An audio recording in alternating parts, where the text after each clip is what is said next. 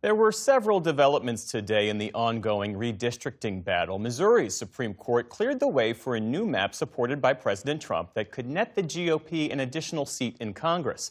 But in South Carolina, efforts to redraw that state's map stalled after that state's Senate failed to reach the required two-thirds majority. 5 Republicans joined Democrats in opposing the proposal. And in Louisiana, lawmakers there are pressing ahead with a new redistricting plan just days before the state's now delayed House primary elections. All of it comes as the U.S. Supreme Court has continued to narrow key protections in the Voting Rights Act. As Liz Landers reports for our Race Matters series, once the lines are finalized in Louisiana, the political consequences will be measured not only in red and blue, but also in black and white. Whose house? Our house! Whose house? Our house! Protests outside the state capitol echo the heated debate inside as lawmakers deliberate over how political dividing lines are drawn. Shut it down! This is the Louisiana State House. The Senate and Governmental Affairs Committee here has started the process of redrawing the congressional maps in this state. Hundreds of people have shown up for the public testimony. Just a couple of weeks ago, the U.S. Supreme Court struck down Louisiana's congressional map. The conservative justices narrowing the Voting Rights Act and a provision protecting minority voting power when states draw district lines, as Louisiana did when it carved out a second majority-minority district in 2024. That sent state lawmakers back to the drawing board, where they may eliminate one or both of the seats, both held by black Democrats. A map like this would give U.S. House Speaker Mike Johnson, whose Louisiana seat they'll protect, a better chance of holding on to his Republican majority and gavel next year. And I think all states who have unconstitutional maps should look at that very carefully, and I think they should do it before the midterm. The fallout from the Supreme Court's decision isn't limited to Louisiana. In the days that followed, Republicans in Alabama, Mississippi, South Carolina, and Tennessee began the process of shifting districts in their political favor, joining an unparalleled mid-decade redistricting fight that has the potential to net 10 or more seats for the GOP in November. Back in the Bayou, the state's primary elections were already underway when Republican Governor Jeff Landry declared a state of emergency, suspending the House races so new boundaries could be drawn. In the past, new maps would often take effect for the next election, but Landry told 60 Minutes Louisiana couldn't wait. The highest court of the land says the map that you have is unconstitutional, so we don't have a map under which our voters can vote on. If anybody has a grievance, take it to the United States Supreme Court. Just outside the crowd of protesters, Jonathan Davis, a small business owner involved in Republican politics, says the race cancellation is weird, but the court's decision was overdue. I would look at that as this was supposed to happen previously. We should have gotten rid of the racist districts a long time ago and made sure that people could have equal representation among the voters. How are you?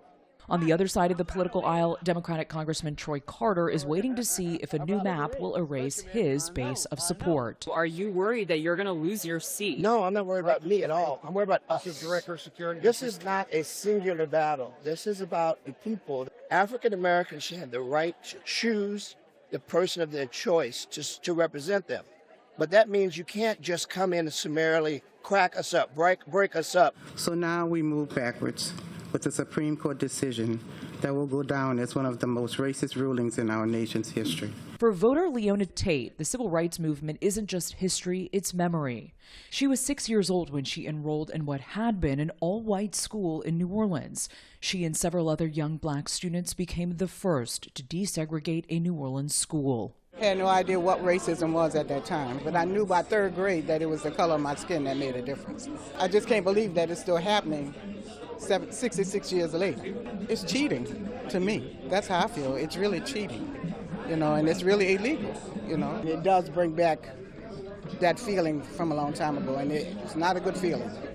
The state's congressional map has been challenged and changed several times recently.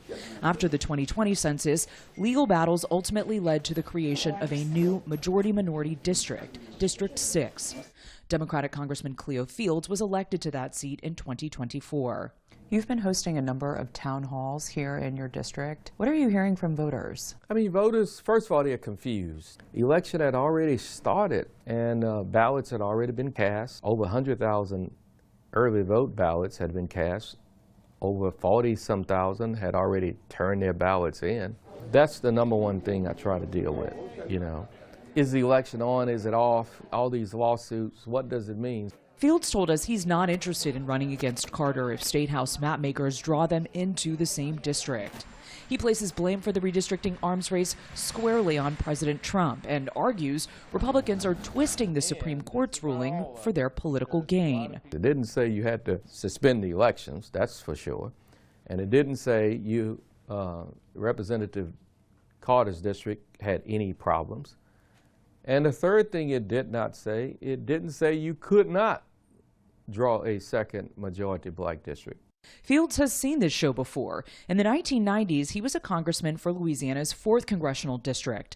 That was also redrawn, and he lost his seat in 1997. For him, it's Groundhog Day. 32 years later, he's facing the same thing he did in the mid-90s. But the more things change, the more they stay the same.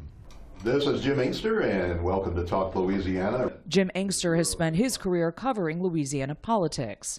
What have you heard from callers and people that you speak to in Louisiana? Are people supportive of this decision, or do they think that it is confusing or potentially unfair or even racist?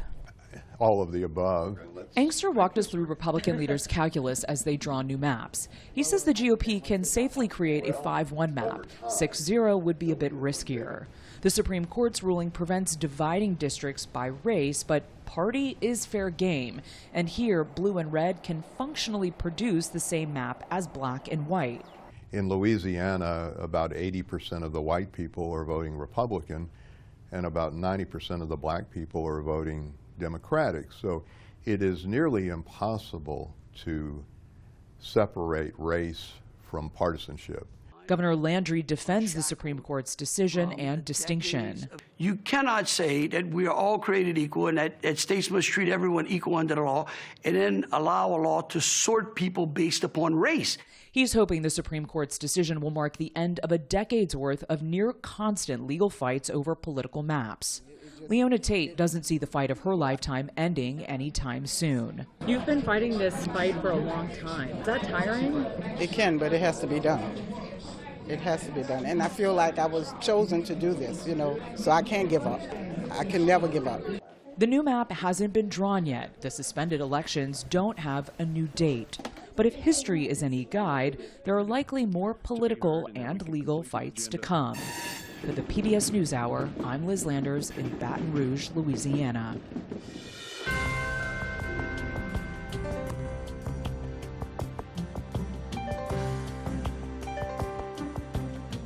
Support journalism you trust. Support PBS News. Donate now, or even better, start a monthly contribution today.